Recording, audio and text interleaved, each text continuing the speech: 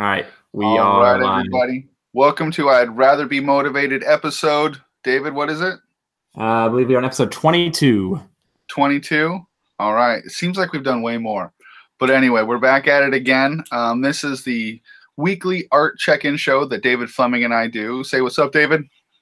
What's up? What's up? I But yeah, almost literally did the "What's up, David" thing, and then I was like, "Nah, I'm not into it tonight." I'll take it anytime. But yeah, this is the weekly art check-in show that David and I do here on our channel, I'd Rather Be Drawing. And this show is called I'd Rather Be Motivated. It's how we make sure that we keep each other accountable. And if we succeed, pat each other on the back. If we fail, kick each other in the butt, to just make sure we keep doing this thing we want to do in making comics and making art.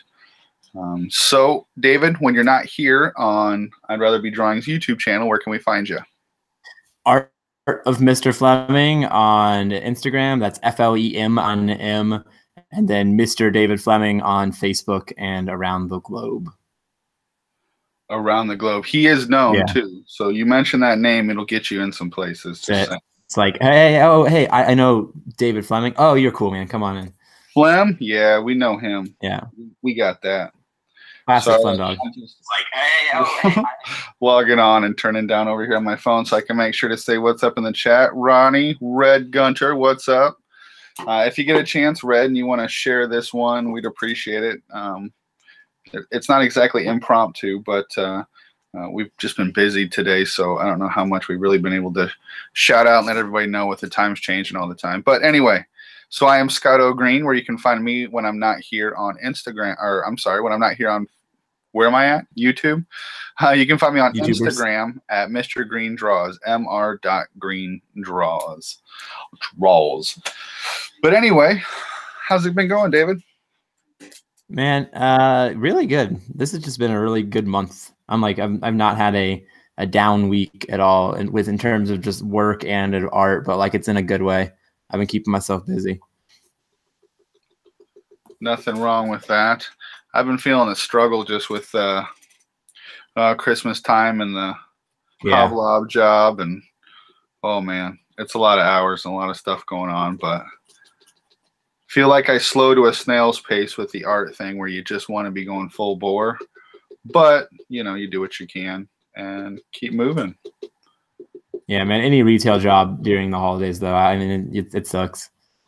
Yeah, I don't like making excuses or whatnot, because everyone has their crosses to bear and has their stuff to deal with and everything. But yeah, for real, man, retail during this time of year, it is a lot. I could be in worse places and worse situations for sure, but we've been shorthanded and all that sort of nonsense, and holy crap. And then all of a sudden it really is Christmas. I've been looking at this junk for like 6 months, and it's like, yeah, Christmas. And then all of a sudden it's the 18th, and you're like, I gotta mail everything now. Yeah, the Christmas being on a Tuesday is weird for me, because it was like I'm not like a last minute guy, but I definitely always end up like in that last week, like just before it gets crazy, like, oh crap, okay, I'm gonna go finish my crap up. And then it was like Monday, and I was like, oh, it's like in a week, even though it's not Christmas week yet. This is kind of weird. I need to go shopping. Yeah. So besides that, so tonight what we'll get into a little bit of a I got it from watching the 48-Hour Art Check. I mention these guys a lot. I think it's a great show with Joshua Kemble and Corey Kerr. Look that up. They go every 2 days doing a thing very similar to what we're doing here. And so since they do that, they're on like almost on like episode 90, and they got a lot of good stuff. But at one point, they did a couple shows on why they tell story on kind of a personal level. So tonight is kind of a part one, where we're going to focus on David. He's got a lot of stuff rolling strong with his current story, Analog Missions. So pay attention to that. Also, he's probably going to tell you about it, but I'm going to tell you about it too, because I think it's awesome.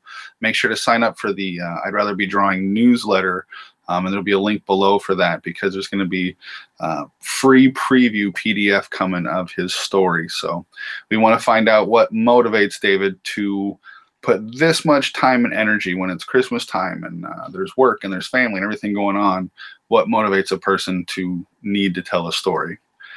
So we're going to get into that very soon, but first we always kind of work through our 3 Ps before we get started to kind of make sure we keep accountable for the art check. So, David, what's been your progress since the last time we talked? All right, so I always do this. I feel like I should write this stuff down because I'm in such a zone right now that I literally sometimes forget like where did I leave off kind of thing, you know, like well, you're always like, I rocked it last week. Next week I'm gonna rock it again, and you're always like, well, what happened last week? I rocked it. So yeah, it works out. But I think I'm gonna start. I take notes here. I think I'm gonna start writing down ours. That's a really good idea. Because sometimes I like share a thing too, where I'm like, oh, I'm not ready to share that yet, even though like I did get there, kind of thing, you know. And then I'm like, wait, did I end up sharing that or did I not? If I say this, am I saying this twice? Like that kind of thing. But I am done. I am officially drawn every single page, and I am probably just a few edits away in pages of just like the PDF, or I guess the Illustrator files will be ready to go, and I can send it off to be PDF'd and like all that kind of stuff. So by I'd say about Friday, you know what, I'm going to go with after Christmas because I'm not going to try to push that because I'd have to send it to a guy and I'm not trying to like give him work like day before Christmas or anything. So after Christmas, you will expect one in your email, and then I'll get it ready to send out in the blast. I'm hoping to send the blast out January 1st. Is like a basically Happy New Year, here it is kind of thing for the PDF file. So yeah, I'm just like I'm already moving on into drawing of chapter 2. Like I'm working everything simultaneously, where like I probably have about 2 or 3 pages of chapter 2 drawn, like one inked, one penciled, and then like, you know, some roughs and stuff to get me ready into the next one. And like that's stuff that I'm just isn't even going to show up at all in the PDF. So like I'm already like almost there to making it and have pushed myself beyond it to kind of keep the momentum going. I'm really hoping, and I'm going to throw this one out here as a goal, and then, you know, kind of just I know I'm skipping to plans here, but I'll talk about it a little bit more or whatever. But I'm hoping by the end of this Christmas break, since I literally only have 3 more days of work before a 2-week vacation, that I get to about page 25 for the whole thing. So, I finished a really cool fan art piece I'll be posting later on, either this week or next, for Chris Rau's Magnus book that he's hoping to print in the back of it. I kind of did a redraw. I did one earlier when he was kickstarting the first book, but like it was kind of in a style that I was playing with at the time. And then now that I've been using the screen tone stuff, I wanted to like give him a new one and like color it and kind of give him the full feel. And that one turned out super cool. Yeah, and I kind of did it more like a variant cover is what that's like what I put into my brain, like what would be another cover kind of thing. And so it was really fun. Since I have the inside scoop on a lot of like panels and things he hasn't actually posted, I like did like it was like a picture of Magnus in the background with all the different bad guys that get like beat in the story, like on like stakes, like beheaded basically, like with blood everywhere. Nice. Very Magnus. Awesome. That I also got done this past week. So yeah, I've been super in the zone. Very cool, man. Yeah, I'm excited to get that PDF. I'll be excited to check it out. So, quick question. So I know that the Kickstarter is going to be a trade paperback style of book, correct? Correct. And it's going to have 3 different short stories in it. Is that correct? No, it's the same short story. It is just going to be split. Like the way I'm writing it, in terms of like, you know, act 1, act 2, act 3, like just in my brain, I'm kind of splitting it like chapters. Like here's the intro, and here's the you know the conflict. Okay, and I got you. I was thinking for some reason it was like anthology sort of a thing where they were like very separate or something like that. But each book will be, yes. And so okay, and there'll be more trade. I understand. Yeah, so there'll be 3 trades, and each trade will be split into about 3 chapters of about, you know, comic chapters we're talking here. So like 10 to 15 pages per chapter, and then 3 chapters per book. Very cool. I love it. So you've done a lot of work, but you got a lot left to do. But you got a good stride going, it looks like, with your multi-projects. Oh yeah. Very cool. Are you like stippling or something right now? Oh yeah. Is it horribly annoying? No, it's just noticeable enough where I was like, is this, I literally thought I was like tapping or doing something weird on my end. Sorry. That's like the main thing I have to do, and it's actually pretty mindless to be able to do while I'm doing this. But if it's annoying to anybody out there listening or to you, just holler at me. I'll try not to be like too crazy about it. No, you're cool. I was just trying to make sure that I didn't have like a weird feedback happening. No, just me playing around. All right, cool. Plans for you or progress for you, man. Give it up. Let's hear it. Yeah, so honestly, I haven't been as great as I wanted to be. I do remember what I set forth for last time, or the plans I had made for last time, and it was to do another art piece from my new show, Drawing Inspiration. Oh That yeah. was a new show I have. I'm pretty excited about. If you go, well, on this channel, it's called Drawing Inspiration Episode 1. And the idea being, if you know Jake Parker, he talks about the creative bank account, being that whether you're reading or looking in books or going out and experiencing the world, you need to have these experiences, whether your own or seen through other people's eyes, to have things to, no pun intended, draw from. So anyway, I'm making a travel show that's kind of intended to help people with that. When they sit down, they're like, what do I draw? Or if you're a person that you're really good at drawing characters. I think I'm pretty good at that, and inventing a new character and following it through and making cool illustration. Something I'm not good at are like mechanical shapes and vehicles, and also like real strong depth of field things. So I go out and kind of a travel show through my lens, an artist lens of trying to figure out things like that to draw. Anyway, sorry. So the idea being to help promote that, instead of just spending a whole bunch of time making each episode and then just throwing it out there and letting it fizzle, a way to kind of keep promoting it even after I make it is then to do like another illustration from it as an example of what can be done with it, and then refer back to it. So my goal was to have that drawing done and a post made for that. I'm working on that drawing right now, and we'll have that post up tonight, I'm confident, but I was really wanting to have it done. And then I was also eyes bigger than my stomach sort of thing again, I think, but not really. It's just a 4-page comic, and I have this idea for it for the anthology, and I wanted to have that all thumbnailed out. I have it a lot clearer in my head, but it's still not thumbnailed out. That's generally not a process that takes a super long time, but haven't made 1,000 comics in my lifetime yet, so it still takes me some time. So today was a lot of running around and doing the last minute Christmas stuff so I could get that off the list, so I could really just kind of concentrate. So it's been all the chores around the house where you kind of sometimes you want to focus on your art, but then you find every other little thing that you need to do first. Right. Well, those other things really did need to get done. It wasn't just like, oh, I'd rather do that than do art, because it's just kind of good motivation to work hard and get that stuff done fast, because I do really want to be doing the art, but you got to do with some adulting. So anyway, just haven't quite gotten as far as I ever wanted to with that stuff. So, but this guy right here I'm working on, I am doing the stippling thing. Probably can't see it too great here, but it was, and I kind of changed it up a little bit, but it's from a shot of this little tugboat thing that was coming to the dock. And boat shapes are a lot of fun to kind of figure out, and they're kind of make me go cross-eyed because they're all curvy shapes, but they're all very sensical shapes, but they all have a lot of different, they're tough shapes sometimes, but it's a lot of fun. So instead of the cityscape behind it, I kind of turned it into this landscape thing, and stippling a sky in, and then do some work on the water.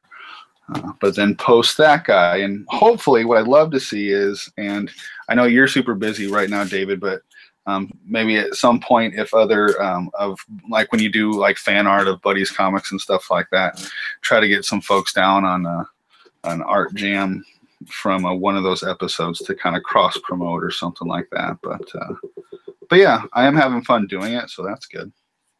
Yeah, that's fun. That's awesome. I love that. That tugboat is solid, man. That's nice. Thanks. It felt like, I don't know, it's really weird. It's I did the pencils on it, and then it was just kind of very pleasing to kind of look at, because kind of the intended purpose of the show, I don't draw stuff like this very often. So all of a sudden you whip out a shape like that, and like I said, there's just a lot of subtle sweeping things going on, and the foreshortening along with that. They're really hard shapes. So there was something very gratifying in kind of drawing something new, something a little bit outside of my wheelhouse, you know? Yeah. But yeah. But yeah, that's my progress for the week. It's been a little slower than I would have liked, but still chugging away. But how about problems, Mr. Fleming? So I think it's just my usual problems but I definitely I'd say my biggest problems was like, so I'm doing this thing. I'm not the best writer. Like I've got good language and I've got good ideas, but like in terms of like, I just make dumb mistakes when I'm rough drafting, and then I keep them in the thing knowing that they're a bad, you know what I mean? Like, I don't know how to explain that, but it's like, I've never been awesome at like seeing like, oh crap, there goes a comma. Yeah, I knew a comma went there. I just didn't put it there because I'm stupid, and I just was like trying to move on to the next thing. You know what I mean? Yeah, I hear you. So, like going back and forth between like the people who I know who will edit my stuff for me and look through my different things, and then it's like in your mind you're already ready to roll. You're like, oh yeah, I'm on step 7 already, and then someone's like, oh, check out page 2 again. You're like, oh, okay, I'm getting there now. I'm on step 6, like again, and then you're like, all right, I'm on step 8, and you're like, no, that page still needs to be looked at, and you're like, oh crap, all right, you know what I mean? Like just this feeling of like trying to move forward but being stuck going back. And then today, when I was finalizing everything, I realized like I printed like a mock-up of my thing, and like I printed it true to size and put the crop marks on it and trimmed it and glue sticked it together and like basically made like a proof, Mm-hmm. And then in that I realized that my fonts were too big. And so I kind of had to go back through and shrink my fonts a little bit, and then play with my text boxes a little bit too, and just some design things. I've done some cool stuff. I posted that first page, the planet with the text boxes. Mm-hmm. And really like that turned out. That stack that I'm doing, that's like a cool idea that I got, because at first I was following the manga influence thing, and I was using the way they narrate, which is just open, like no boxes, just big font, but it wasn't working. It just felt like I was just placing words over my panels or my pages, Mm-hmm. And so then when I went back in and I gave them some boxes, I liked it. And then it was like, but I'm trying not to be super traditional comics. And so then I did that thing with the stack, and it's been really cool playing with it on different pages where like it like comes from the side of the page every time. Like it bleeds into the page, and then each panel connects to the next panel in terms of like the word boxes. I don't know. There's been a really cool design thing that I've been playing with that. But that's also set me back, because then I'm being really tedious and stuff about it and making sure that I'm doing it all exactly the way I want to. And so it's kind of like that double working it thing. And so after I made my thing smaller, though, then all my formats were different. So I had to basically go back into every page and just kind of like make sure that there was everything breathed enough and all that kind of stuff. Yeah, I definitely know that feeling of thinking you're on step 8 and then having to go back to step 3 or 4 and redo parts or significant whole parts. I can definitely identify with that struggle, man. Yeah. But I don't know about you, but there were several times that happened that I liked the final outcome better when I had to go back. Like I had like redo a whole page because of this like simple thing. But ultimately, I really like the page like a lot better. It ended up being like one of my favorite pages, because usually you just sort of do a thing once and then move on. But sometimes it really does help when you're like, well, I better go back and fix this whole thing. Oh, yeah. I mean, that's 100% why I even do go back. Like the pages are way better. Like, I mean, if draft 1 was the thing I released to everybody, I mean, it'd be a product and I'd move on, but I wouldn't be as satisfied as I am with it right now. So like, I mean, I'm 100% like, I totally get like, I did it for the betterment of it, if that makes sense. Absolutely. Well, when you work this hard on something, yeah, you want to already be on step 10, but you don't want step 1 through 9 to sort of like be in vain, Right. You don't want something to cheapen it. I don't know, like, yeah. When you spend that long and you're like, well, I don't want to just slap font on it at the end. And unfortunately, I feel like that's a common enough thing that you see with artists who are making their own comics, where they're like, focus on the art, and then when it gets like down to it, they just put it in a very, very simple program, and it doesn't look right, and they didn't really put thought, and it's just your very standard thing. And that's fine and all. Like, I don't know a lot about font. I don't know anything about font, but just trying to figure out, even from like my dumb perspective of like, you know, what should work with this? Should it be more of a rough around the edges thing, or a tighter thing, or robotic? You know, putting some thought behind it, I think, goes a long way. But you can spend all that time doing art, and I feel like font and like little things towards the end that you feel like are just sort of add-on things at the end can really affect it and really make it so it's, I don't know, not as beautiful as you wanted it to be. Oh yeah, and that's like, that is a thing, and that's another, that's that I when we had Ronnie on the show and we were talking to him, and I asked him that question about like, you know, like if there was one thing that you could just stop doing because you know it's just too much, you know, like what would it be? And it's Yeah. like, it, to me, even though I'm really enjoying it and stuff, it's lettering. Like I wish I could just give it to someone to letter it, because I know that there's a way that to do this thing very slowly and meticulously to make it look awesome and beautiful and not rushed and all that kind of stuff, you know. And Yeah. I have that feeling of like, it's going to look amateur, like the art will look cool, but then the letters will look amateur, and then it'll kind of mess the whole thing up. And like, I could have had this way cooler thing, but I blew it because I didn't outsource a thing that I'm not awesome at. But at the same time, it's fun for me. I love learning new parts and crafts and that kind of stuff. So I think at this stage, it's definitely a good thing to be doing it yourself, because I don't think there's any way that you would make that mistake of rushing it at the end. Like, there's really no way that you would make that mistake. So even like people like you and I that might not like know a whole bunch about font and that whole science of artwork, you're still going to put your art mind, you know, like I said before, you're like going to, you know, really put your thought into it to make sure it's something that doesn't disgust you. So right. I can definitely see, and like I completely agree. I would love to work on different comics and different capacities and let my ideas be, you know, people run with them, whether it's with art or inking or lettering. I have no problems with that. But I feel like, especially at the beginning, it's a not just like a rite of passage, but maybe, I don't know, a good thing to kind of know what that struggle is to do font. So when you are talking with someone who does lettering, maybe you're a little bit more understanding of what to expect. Like when people who don't do art employ you to do artwork, and they're like, awesome, could you change this one thing? And you're like, that's like redoing the illustration. I don't know, maybe it just gives you better. Everything looks great, except can you change that pose? And you're like, you need to change the drawing. Yeah, exactly. So, but anyway, I think Yeah, it'll work out and that's definitely the other half of that, though, and that I get, and I actually completely 100% agree with you on that one. There's that feeling of like knowing how annoying a thing is, and then being that much more satisfied to outsource the thing, you know. But like, I guess it's more of like, if I didn't have to, I wouldn't say halt, because obviously I'm still moving forward. But if I didn't have to letter and want to get this PDF chunk of it done like so much, then I mean, I'd probably be on page 20 of my inking.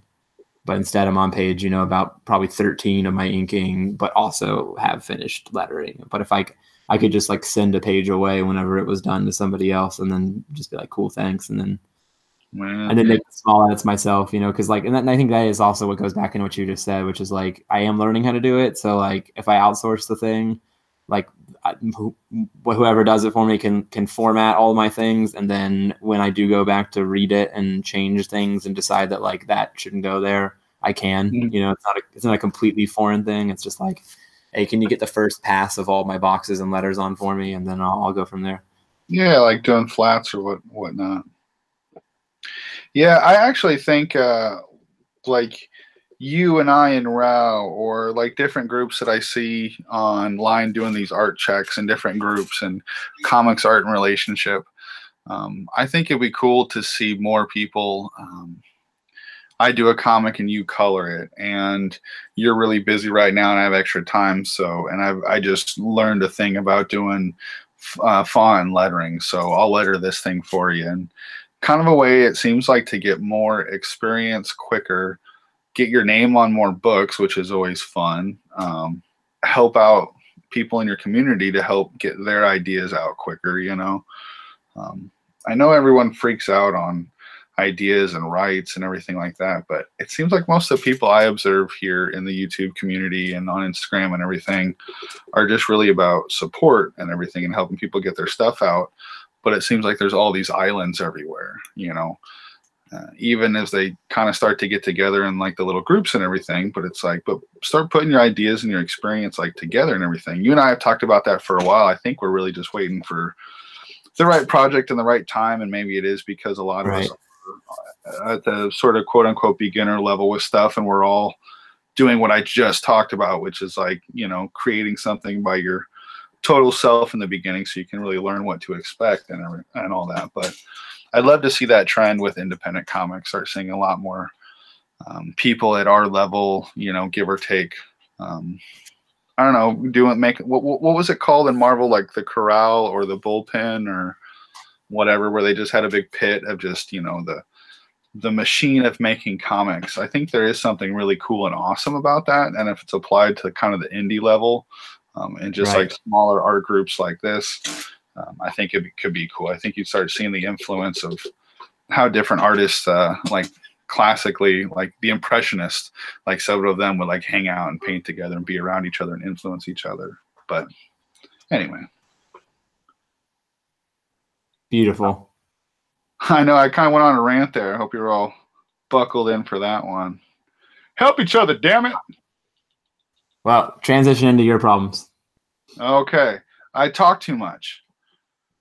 That's my main. Right. All right. So moving on to plans. Oh, that would be great. Yeah, problem I kind of talked about a bit before. That would be great to leave it. I talk too much. Okay, moving on. But yeah, just kind of the same old time stuff. And we talked about it before, but I work in retail and this is a super busy time and we have people quitting and leaving and trying not to freak out. But so just not getting as much done as I want to or need to, but really needing to focus. I mean, it's a time of year we're focusing on family and getting, you know, things done and accomplished are important. And so needing to make sure I'm doing that. But I'm waiting for my pictures to get here from the Mr. Green's Monster Zine print because I'm really excited to all of a sudden be able to unveil that and tell you guys all about it. Or at least just be like, yeah, check it out, buy it, everyone, it's ready. But waiting on that. So just time. Time's my biggest problem at this point with the holiday. But it's the holidays, so you got to stop and have some fun. Yeah, definitely. All right. How about, I think we've kind of heard a little bit, but what in the way of like your sort of immediate specific plans for the next week? And I'm going to write these down, so you better make it good. Okay, just for the next week, the PDF gets done, like it gets sent, and I have it on my computer. Like I can send it to people to get it previewed and make sure things look nice. And then let's see, I'm trying to think of where I am actually at here. Let me shove my face in my mic as I bend over. Page 1, 2, 3, 4, 5, 6, 7, 8, 9. Oh, and sorry, Red. He said congrats before on your comic and kind of where you're at with everything. I've ignored him on a couple things, so I wanted to say, hey, Red. All right, yeah, thanks, Ronnie, man. I appreciate that. All right, so technically I am at page 14 right now. Like, can be scanned in, and I can add letters to it. So let's say that I want to have 15 inked and 16 penciled. That's a good goal for me. I want to be on the pencils of page 16. So you want the PDF ready to send, so you can just hit the button and it's ready to go. And then you want the pencils done on page what? 15. Pencils started on page 16. I want to have a whole other page done. In a week, I should have another page inked and just rolling, especially because... Which would what, be page 15? Yeah, page 15, yeah. All right, I'm taking notes. You want page 15 done and starting on 16. Yep, and then the PDF. So those are two good goals. So the PDF done and then another page inked. Awesome goals. Now that you've already made the goals, remember it is like the week of Christmas. So Christmas, yeah, that's real, man. I'm definitely gonna get something for my for my Switch that I'm just gonna play the crap out of. So there you go, man. But you're rolling pretty good, and I'm confident you're gonna just keep trucking along. Oh yeah, lots of trucking along. That's what we do. We truck it. Um, so yeah, is that it? I mean, I could add, and I'm just kidding. Yeah, that's me. So within a week, so yeah, like I said, tonight I'm gonna have a posting on my boat that I drew. So which is really kind of a wrap up of last week. So I haven't really thought about this. So for sure the thumbnails, but like more than just real rough thumbnails. I really want by next week that I talk to you, it's like my story is going to be ready and thumbnailed out to the point where like I'm ready to go on January 1st to really start rolling into that. I've got it all up here. I just need to get it down. But I want, it's only 4 pages, so I really want thought out where voice bubbles are going to go and all that. I can't really just like do the drawings and then leave that to chance. It's really kind of an economy of space on something like that. So even more than just thumbnailed out, I want the kind of the blueprint of what that 4 page story is going to be. So that's going to be ready to go. Um, Specific stuff, I don't know. I just want to be drawing all the time in my sketchbook. So have another couple of drawings in there. Sometimes just the pencil drawing is one sort of action or activity, and then trying to figure out how to turn that into an illustration, whether through inking or washing or watercoloring or whatnot. It's sort of a second thing, but I just want to keep filling sketchbooks all the time because I love that. So yeah, another couple drawings in the sketchbook, have that blueprint out and ready to go. And yeah, and be ready to be talking about October because I've got to have that going. That's got to be going at the same time. So like you, a lot of stuff coming up and not a whole lot of time, but we've got to make it happen. I'm a little jealous of the sketchbook comment because like I've never been a guy to do sketchbooks. I tried it like I have my pile here in my studio or whatever, and like I always tell my students to keep sketchbooks, but like realistically, like I don't. I mean, I flat file, like I draw random stuff on and I have my pile of paper, but I just like cannot just like keep a book where I always want to sketch inside of the book, and then I hate drawing in a book too. Like, yeah, it's a funny thing. Like I don't totally enjoy drawing in a book, so a lot of times when I want to sit down to like do like a more finished illustration, I will go to something like this, which is just a comic backer board, which I think is a cheap, easy way to have something to draw on. But like you, I do like having that portability. Like for me especially, if I'm going to finish a novel or a book, it has to like be able to fit in my back pocket. Like I have to be able to take these things with me everywhere to like make a little bit of headway at a time. And for all the notes, for all this stuff going on, like, I don't know, you'd be surprised how often in my sketchbooks it's just writing. And I'll fill it up with that and use those notes. And then when I don't really kind of need those notes anymore, then I'll just do weird drawings over the writing because it doesn't really matter at that point. And sketchbooks are meant to be, lessen things and dirty and messy. So, right. I mean, you're definitely not at a shortage for drawing, but yeah, they are a lot of fun. No, yeah, I'm not like it's the format that I'm jealous of. It's like, I mean, I keep a text like format document thing on my phone. If I ever get any ideas or things to write, like I fill it in on that thing too. Like it's not me like being like, man, I just wish I carried my ideas with me. It's like I hate, like I've grown to hate the actual literal format of a sketchbook. And it's like, it's sad because I see people who make really cool sketchbooks, and it's really cool that they have like this artifact of like people do like theme sketchbooks, and people who, like that kind of stuff is really cool, I think too. And it's just like, yeah, whatever. I've got a bunch of flat paper lying around, and the good stuff goes in my portfolio, which is like my version of a sketchbook is like my portfolio. For sure. One of the things I do enjoy about having a sketchbook is I really love other people's sketchbook flip through videos or sketchbook tour videos. And a lot of people are good at like, turning their sketchbooks into like pieces of fine art, like the whole sketchbook are these finished illustrations, and they're great. And that's fascinating and beautiful.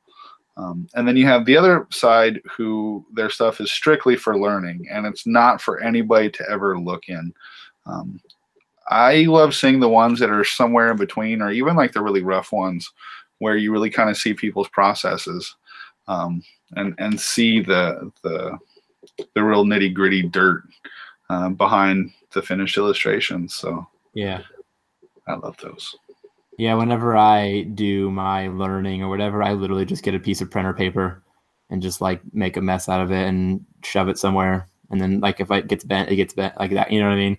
It's hard. Mm-hmm. It's like so hard for me. I'm getting on this tangent of this. Is like it's not a big deal or whatever, but like it's so hard for me to like it's in a book and it feels beautiful, and then I make a mess and I'm like, ah man, I should have done that just on a random sheet of paper somewhere that I didn't care about, but instead I did it in this, like, you know what I mean?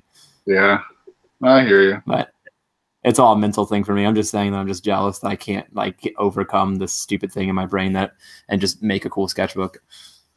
You're just going to take your flat drawings and make a sketchbook with them. Like just do a fun binding thing at home. Yeah, that's true. But our story is important. Our topic is important tonight, and we've been chatting for a while.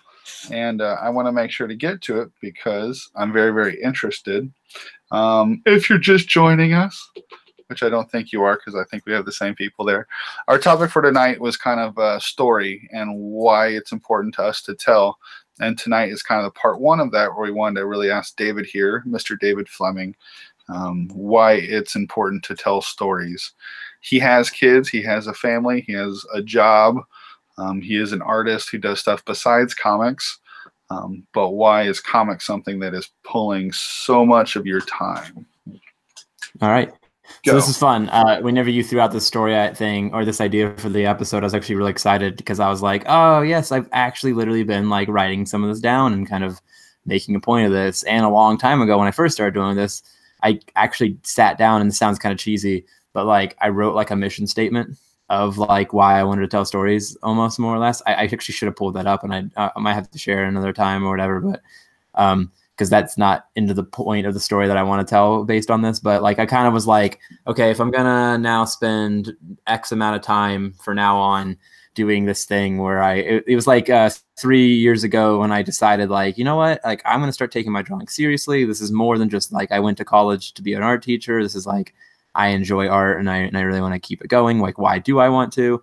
And then like I realized why, and it's because I want to tell stories. And it actually goes back to a really fun story that I kind of have been writing out for the sake of sharing it.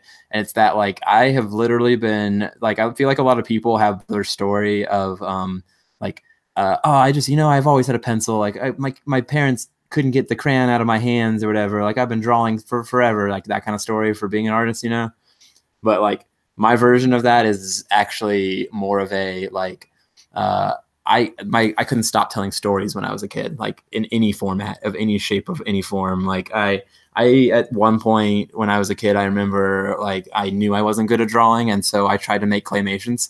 And man, I wish I had these files somewhere because I remember the silly little stories that I made with like these characters. I used to take clay and I would fold these like weird, really crappy looking like human anatomies. And then I would take the heads and I would fold them over and then flatten them out with my fingers. And like everyone had like this weird, like flat, like lizard looking head. I would pay a lot of money to see those. I know, I would too. But I remember like literally I got my hands on a like it was like when digital cameras were new and my mom bought one. And I was like I wasn't even on a tripod, it was like on a stack of books. So it would keep still like taking the photo over and over again. And like, I might probably made 5 minutes of a video over like a long span of being a kid and having nothing else to do but do this thing, Mm-hmm. And then when Macromedia Flash was a thing, I don't know if you guys remember that when it wasn't Adobe, the stick figure animating thing was really big to like make a story and then just like literally just really simple stick figure animation it. And so I spent a bunch of time doing that too. And I remember I made all sorts of other like wacky stories. Actually, when I remember that one though, for the most part, was that like it was just so much fun to animate over the top like gore, like with stick figures, like ripping of stick figure limbs and just cheesy sword fights and stuff like that.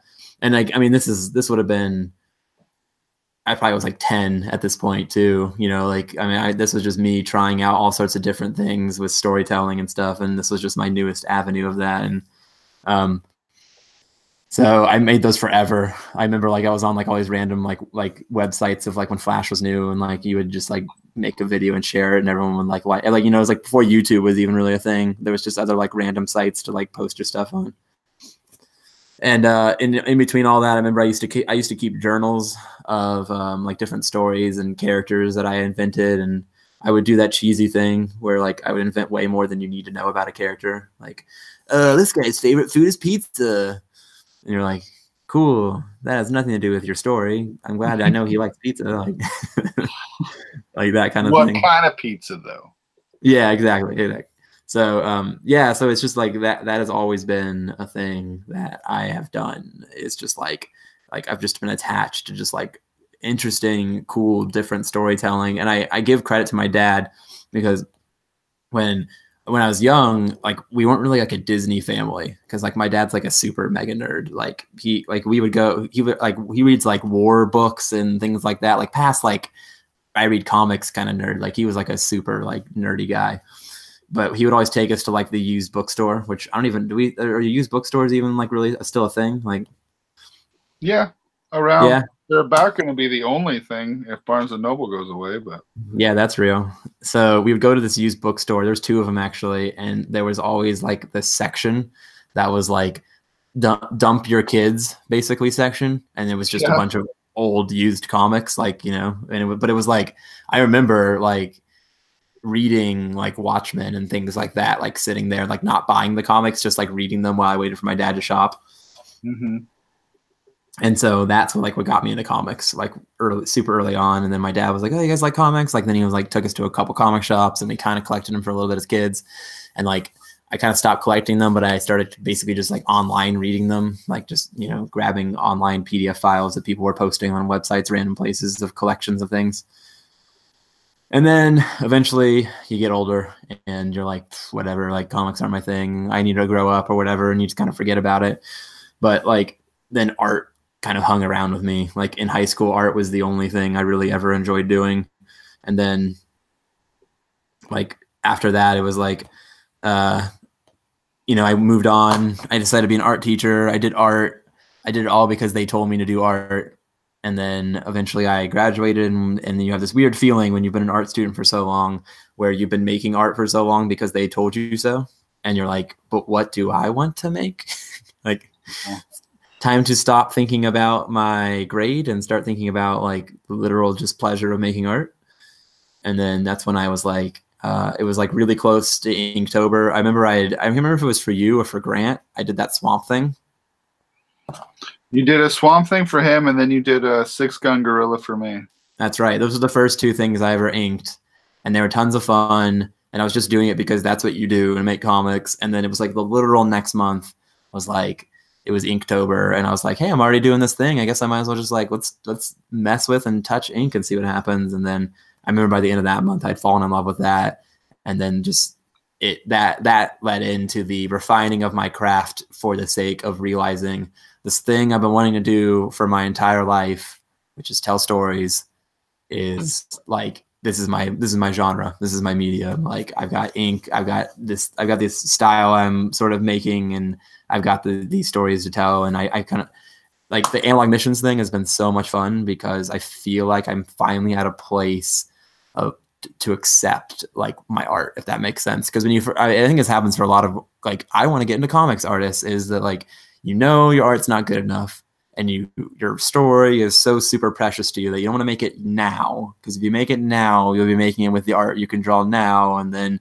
you'll look back and wish you would have saved that story for when you were better at drawing and that kind of thing. Mm-hmm. That's like a huge trap you can find yourself stuck into, then you never end up starting. And that's why like this year I just finally hit this point of like, all right, it's time to start. Like I know it won't be as good as it will be in 5 years from now, but it's time to make number one of this story, or one of the stories that I want to tell, and make it happen and stop making excuses for myself. And that's inspiring, man, because the kind of big story that I want to tell that was the thing that set all this into motion for me is still something that like still feels a little bit too of like a huge epic sort of a thing where I'm like, I don't think I'm putting off for a bad reason, but it's still like Not quite there, not quite there. So I really envy that you're in the midst of that thing, because it's not going to be looming over your head anymore. So no matter what happens, and it's already looking awesome, um, you're already getting it out. You're moving on. And after you finish this one awesome thing, it just frees up more space for the next awesome thing. So I think that that's pretty awesome. Yeah, that's like that's a pretty good way of putting it. It's like, and I'm like really excited too. And I know this is like not completely on the topic of the storytelling, but like there's this cool feeling now that I'm producing, like I'm in output mode. And then like I'm excited to see where it goes and what it looks like in the end. And then I'm excited to get back into input mode and like to sit back and do a little bit more anatomy things and studies and playing with it. Like I definitely don't feel like I'm not getting better right now, because like I can feel myself like pushing myself, and like I'm even like the last page that I inked it so much faster than I've been inking any of these other pages that I've been doing. And it was like crazy. It was like, oh, I'm done with that page. Okay, time to go on to the next page. Like Nice. And so like there's this cool feeling too of like I've been putting this thing off thinking I'm not ready for it yet because I need to get better, but really like it's like that if you're gonna make comics, well, you should start by making a comic. And I've been putting that off, and it's now that I'm finally doing it, it's really satisfying. So let me ask you this now that so you did answer the question pretty well with like why you're making comics and stories and everything, but do you think there's even more beyond just, because it was very much kind of like what got you into like comics and what brought you back to comics and everything, but what about like the storytelling like itself? Like I'm really diving in here, where that comes from, that joy. Like do you remember a person that you were enthralled with when they would speak? You were just attracted to that. I think there is something for me where there is a little bit of it's an onstage performance. I don't think it's a total narcissistic thing, but to be an artist at some point, whether you want to show people who you really are or just your art thing over here away from you, there is a little bit of like the look at this performance thing. Do you think that there's something in you where that drive comes from, the need to get that out? Even just the idea that you talk about where you have this story in you and it's here, it's now, and it's like you got to jump on it to tell it, more than just wanting to make comics. Is there, yeah, like why storytelling, I guess? Do you know what I mean? Like is there It's definitely like it's that feeling that I got as a kid of like watching like I it's like it's funny. I have a couple friends and I've joked about this because it seems like there's this funny shared the first time as a kid you experienced like anime or weird like foreign films that like were definitely like odd, and you did it on accident almost. It's like you went to the video store and just saw a cool cover and your parents let you like rent a thing, and then it was like way odder and stranger than they and you thought. yeah, And so that happened with me with Nausicaa and the Valley of the Wind. nice. And like I have a very distinct memory of just like being like jaw open, like thinking it was the coolest like world I'd ever experienced, and like whoa, this is like I want to make this, like I want someone else to get this experience because of a thing that I made. So I don't know if that is exactly what you were saying. Yeah, that's exactly the type of thing I think that I'm talking about here, because I think there is something more to, I mean, we've chosen comics as our way to do it, and there's a reason for that, but there's still a kind of an insanity in the idea of I want my art to be this whole thing that tells a story. You know, we can make money off illustrations and paintings and just these single image things. But yeah, I think there are experiences like that, whether films or people, that just make you in love with the idea of not just wanting to consume, but be a part of this tradition.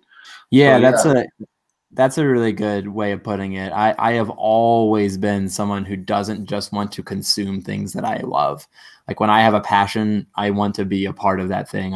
I've never felt a passion for a thing that I didn't immediately like sit down and figure out everything behind the scenes about that thing and decide whether or not I wanted to become like a part of that thing, and like how can I contribute to this world that I love of storytelling, like you know what I mean, like being so inspired by authors who like literally gave me like that chills of like a of a character, of caring about. It's like that thing of like I always tell people this, like Toy Story. When I watched the third one and like at the end of it, and it's like you almost like I almost cried over toys. Like, you know what I mean? Yeah. Like someone literally wrote such a like awesome, breathtaking story about toys that it almost made me cry. And like that is so awesome. And I want to like I want to be more than just experiencing that. I want to be a part of creating that. Yeah, that makes good sense. I love that. Is there so Nausicaa of the I always get that. Nausicaa of the Valley of the Wind, or what's the whole title? That's it. Yeah, that's the whole title. Oh, okay, I got it. Sweet. So that's a specific story, and you talked about the influence of your dad and like the nerding out and like the fun in comics. Are there any other teachers or professors or stories or anything else that you can look at that really was more than just like, oh, this made me fall in love with Superman, but it made you fall in love with an idea of making it? Like, I think there's any other ones. I mean, you've definitely hit on it and everything. I'm just curious. So like I mean I guess I can list all of the sci-fi movies in my brain that I always go back to because of the nostalgia of how awesome they made me feel the first time. Is that like a good way of the kind Well, of yeah, and like, is there something like you moved around a bit growing up and everything, and so like different schools and all that. Like, was there something else besides just filling your time that you got from stories? I mean, obviously we all get something a little bit more, but and like a lot of people, they talk about a TV show or a book like really kind of became their friend through like a weird part of their life. Sounds like that's what you're hinting at with the movies. What do you got for that? Yeah, I don't know. I don't know if I'd go that deep with it. I Mhm. definitely do though think that like that just general like of meeting like there's nothing like meeting somebody else who also shares your passion for like a really fun like storytelling thing or a title or world and like getting to like yeah like this and that kind of with that. So I mean I guess that's definitely part of it. But what it actually made me think of when you said like I moved around a bit and all that kind of stuff was like the experiencing of different cultures, like at young ages, kind of thing. Like I probably have experienced more culture than a lot of Americans will, like in their whole life already, like kind of thing, you know. Mhm. And I think that's also a part of it.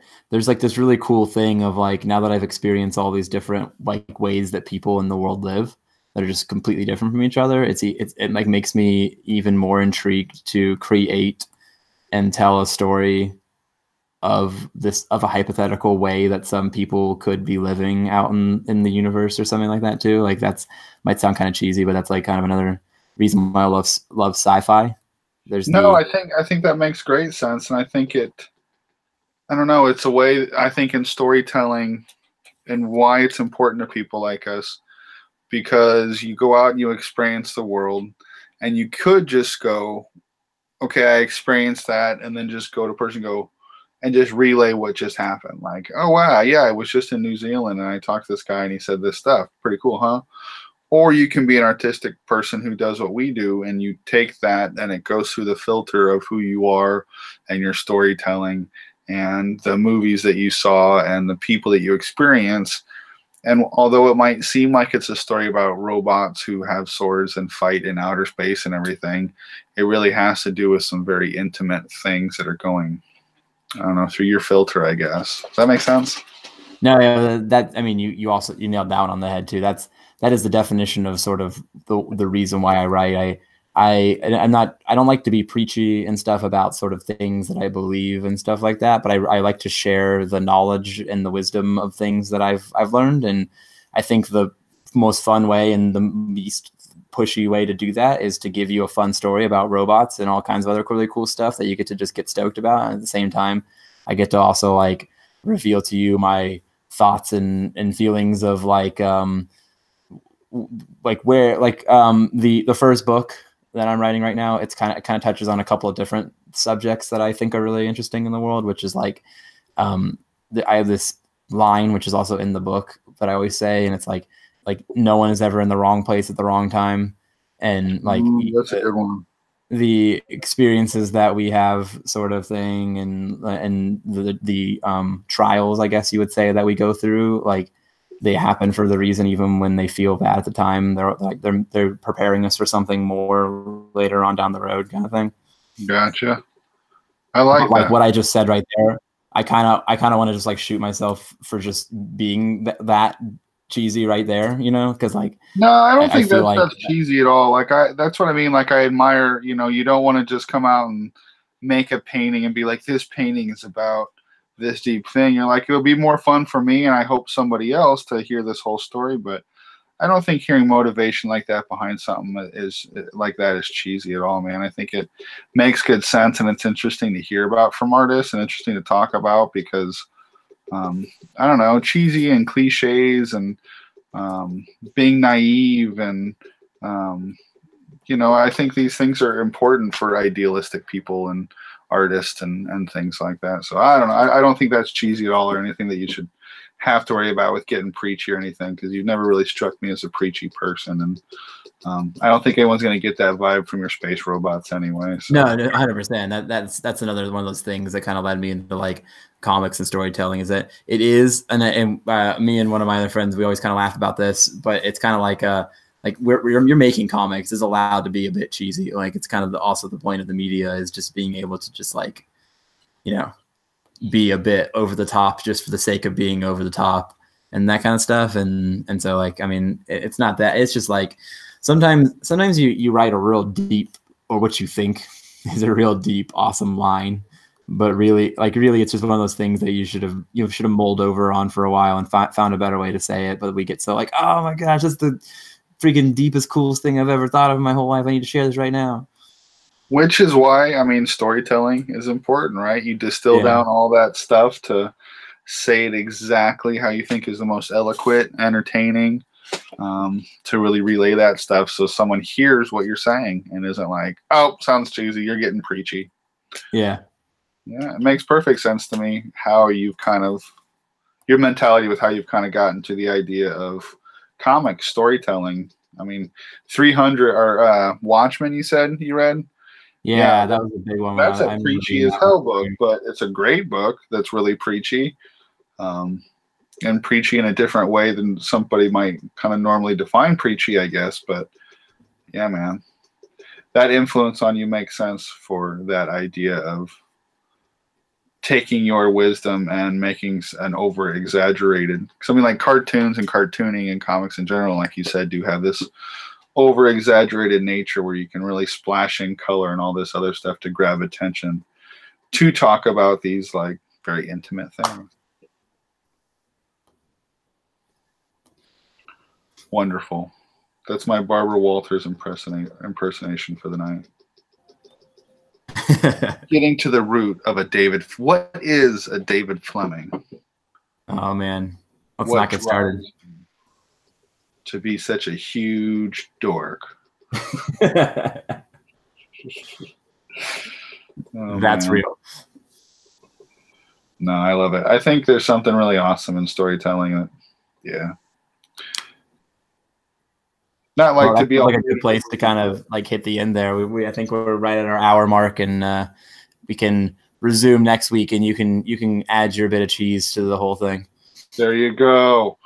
Come back for your second helping of deep fried cheese on next week's episode of I'd Rather Be Motivated. Part 2, Why I Tell Stories. I don't know what just happened. You were doing like the I say. I'll say, boy. I'll say you gotta be aware of a chicken hawk. We petered out. That's the end. Goodbye. Yeah, that's pretty much it. I was just like, there was that like you could tell we were done, and then you stippled, and it was like. Is this awkward? only if you continue to speed up. Oh, I wasn't supposed to stipple there. Gotta make up for it. No, I'm kidding. Anyway, no, thanks very much, David. I kind of put you on the spot with that idea today, but it was really interesting hearing that idea. If you think of other stuff, bring it to the table next week. We'll zoom through the art discussion and get to it, because I think this is a cool one. And you guys out there, think about it too, to chime in. Red, hopefully we'll get Ace in here next time because he's joined the fray in the storytelling. And Ronnie, you've kind of talked to us a little about your motivations with wanting to leave your mark, making your dad proud and all that sort of stuff, which I identify with. So I love it. I love the topic. I encourage you guys out there to leave comments telling us what motivates you to tell stories or to want to consume stories or make stories. Make a video about it and post a link to it. We'd love to hear about it. Never gets old, I think, hearing people's motivations with stuff like this. So, do you have any closing remarks, Mr. Fleming? Just to be, since we're already in cheese mode, I think it's a fun thing to think about your journey. If you're doing a thing that you're passionate about, drawing, making comics, like whatever, illustration, whatever your thing is that you're looking for, I think it's fun to look back like that and kind of be like how did I get myself to this point in my journey? Because that's kind of what I did to myself here lately. And that's why when you brought this topic up, I was like, hey, cool. And then kind of see if you think you've actually hit the point of your journey that you want to be, or if you've like derailed yourself. Because that's kind of actually what I did when I first started making analog missions, was like making sure I was actually going down the path I was wanting to with it all and all this kind of stuff. And I checked myself here lately, and I've been actually very pleased. And I don't like to like sound prideful or anything, but I've just been very pleased with like kind of where I've gotten myself from all the hard work over the past few years. It really does feel like I'm getting a little tiny slice of it paying off. And then the book will come out. I'll hate it, and I'll want to make a better one, and then I'll get back in the zone all over again. Nah, you'll love it. You're going to love it, but you're still going to be motivated to want to make more. It's going to be like when people talk about tattoos and how addictive it is, man. Oh, you've already made the books, but this is something.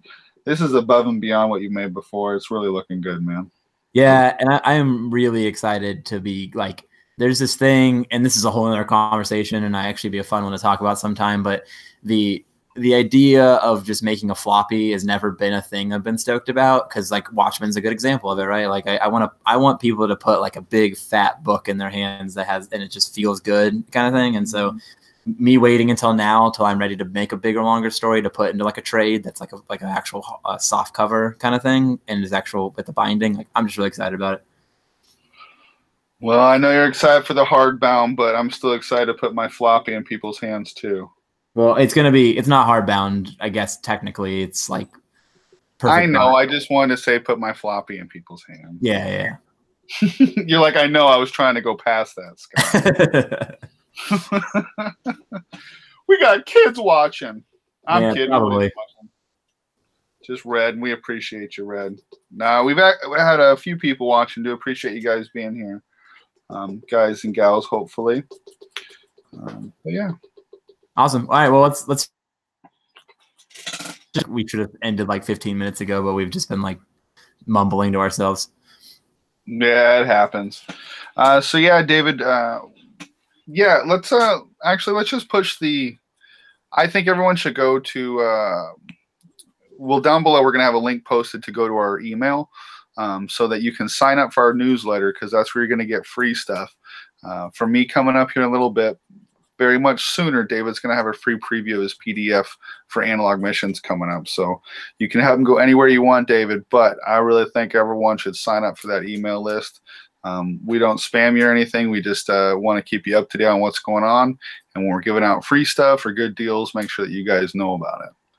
But I'll have that posted below. It'll also be in my bio on my Instagram and everything. So to do that, if you want to just kind of go check out the website as well, is at www.i'dratherbedrawing.com. So check it out. There's already free comics up on that website that you can check out, and sign up for that newsletter so we can always tell you when there's going to be more. But other than that, David, what do you got? Where can we find you? Yeah, no, actually, you kind of took the words out of my mouth. I was going to just I'm not going to give a long speech. On my Instagram, if you don't already follow it, follow my Instagram. It's where the most action happens. It's where I get the most sort of actual engagement and have fun with my followers and stuff. I've been trying to push the Facebook more, and I'm just kind of letting it happen naturally. But Linktree is the one link that I leave up in my Instagram, and it has the YouTube channel, the subscribing to the newsletter. It has it's got my shop. It's got you just subscribe to my Instagram and you'll find it all. And yeah, subscribe to our newsletter and get that. I think it's 12 in the end page PDF preview of basically the first just like opening act. You know, there's a nice little preview of kind of what's to come from composition and storytelling. So get in on that. Yeah, absolutely. That's even a little bit more than a free preview, man. That's a whole chapter 1 for free. So you guys got to get on top of that. But thank you guys very much for watching. Until next week, our time's been moving around a little bit, and we try to let you know when we can. But next week we'll see you. All right. All right. Pieces. Bye, everybody.